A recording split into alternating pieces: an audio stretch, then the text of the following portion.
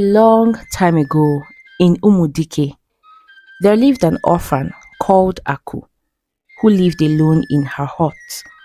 Since her parents passed away, she lived there quietly, never bothering anyone.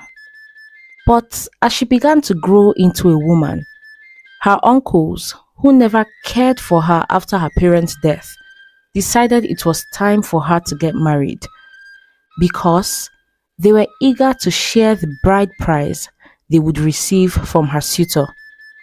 So, without informing her, they began searching for a husband to marry their niece. And of course, it was not going to be a difficult task because Aku was a very beautiful woman. When the young men of the village sat to discuss women, Aku's beauty was the standard of measurement used to examine them. But Aku was ignorant of all that was going on. Whenever men tried to approach her, she would ignore them, and if they persisted, she would embarrass them. I guess you're waiting for a king to marry you. Some men would tease her, but Aku never cared about what they said. She barely had any friends, and she never invited anyone to her hut.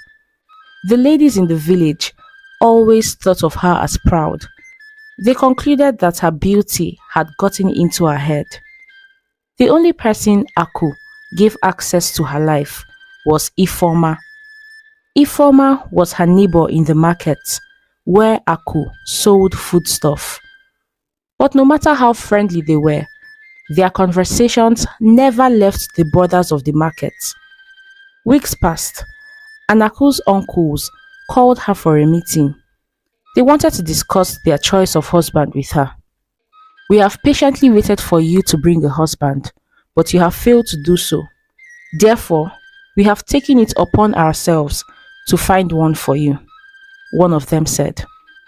They told her that their chosen suitor would visit her at her hut the following day. So, the next day, Aku sat in front of her hut, waiting patiently for her suitor. But next to her was a pot of water which she planned to pour on the man as soon as she sighted him.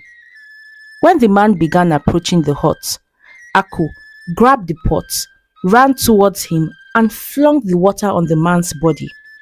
Then she carried a big stick and began chasing him. When the news got to her uncles, they summoned her, and Aku faked remorse. She knelt and begged them, promising she would not do it again. It's okay, my